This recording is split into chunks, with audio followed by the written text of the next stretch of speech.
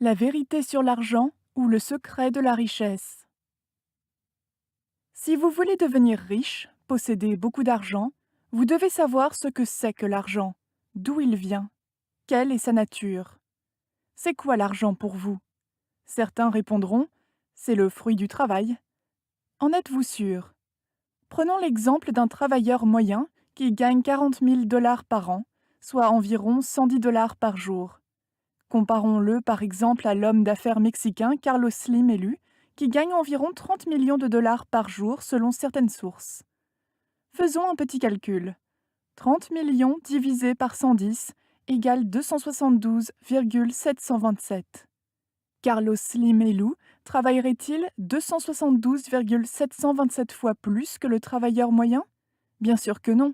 Ce n'est humainement pas possible. Aucun humain n'est 272,727 fois supérieur à un autre, que ce soit en force physique, en intelligence. Les surdoués comme Albert Einstein ont un QI de 180 par rapport à la moyenne de 100 pour les individus normaux, en talent ou en quoi que ce soit. Donc, l'argent n'est pas le fruit du travail. Mais alors, c'est quoi l'argent? L'argent, c'est le fruit du service rendu aux autres. La quantité d'argent gagnée est essentiellement proportionnelle au nombre de personnes à qui vous rendez service. Vous comprenez alors pourquoi des chanteuses à peine lettrées peuvent gagner 1000 fois plus qu'un médecin qui a pourtant consacré de longues années de sa vie aux études. Les hommes d'affaires comme Carlos Slim élu dirigent de grandes multinationales qui interviennent dans la vie de millions de personnes. Les grands propriétaires d'immeubles gagnent de l'argent car ils rendent service à de nombreux locataires. Les investisseurs utilisent leurs capitaux pour rendre service aux gens et sont en retour rémunérés pour ce service. Les propriétaires terriens restent dans la pauvreté tant que les terres ne sont pas mises au service de gens qui vont, en retour, payer le service reçu. Réfléchissez-y encore. Si vous voulez devenir riche, la question à vous poser n'est certainement pas comment travailler plus pour gagner plus, mais comment offrir un service à beaucoup plus de personnes. Les individus qui ont fait fortune peuvent être classés en deux principales catégories: ceux qui vendent un service spécialisé et ceux qui vendent un service non spécialisé. 1. Les individus qui vendent un service spécialisé. Ce sont par exemple les chirurgiens, les médecins, les avocats, les notaires. Ils ont en commun certaines caractéristiques. Ils ont passé de longues années à faire des études. Le service qu'ils rendent coûte cher. Ils doivent consacrer personnellement un certain temps à chacun de leurs clients. Le nombre de clients à qui ils rendent service durant toute leur carrière est limité. Les individus de cette catégorie doivent leur fortune au coût élevé du service qu'ils vendent. 2. Les individus qui vendent un service non spécialisé. Ils ont également des caractéristiques communes. Ils n'ont pas passé de nombreuses années en formation.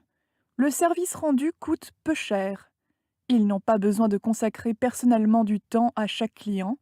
Le nombre de clients à qui ils rendent service est très élevé, voire illimité.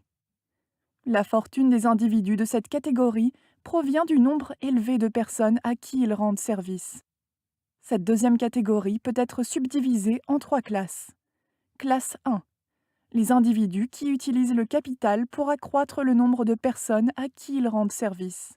Prenons par exemple le propriétaire d'une usine de fabrication de chaussures. Son usine fabriquera des chaussures pour des milliers, voire des millions de clients. Classe 2. Les individus qui dirigent d'autres individus, ce qui leur permet de démultiplier le nombre de personnes à qui ils rendent service. Soit un PDG qui dirige une entreprise de 7000 salariés. Si chaque salarié, au cours de sa carrière, rend service à 50 000 clients, le PDG aura rendu service à 7000 fois 50 000, égale 350 millions de clients à travers ses salariés. Si chaque service rendu lui apporte 1 dollar, cela lui fera 350 millions de dollars de gains. Classe 3. Cette classe regroupe les individus qui rendent service à des millions de personnes simplement grâce à une idée créative. L'idée créative en question doit donner naissance à un produit immatériel qui peut être répliqué sur des millions de supports. Par exemple, une chanson, un roman, un film, une invention scientifique brevetée, un site internet, Facebook, le concept de chaîne de restaurants ou de magasins, Walmart, Couche-Tard. L'immatérialité du produit est fondamentale, puisque c'est elle qui permet de rendre service à un nombre élevé de personnes. Chers amis lecteurs, à quelle catégorie de riches voulez-vous appartenir? À votre succès. Les seuls d'entre nous qui seront vraiment heureux sont ceux qui auront cherché et trouvé le moyen d'être utiles aux autres. Dr Albert Schweitzer, médecin et philosophe, prix Nobel de la paix 1952.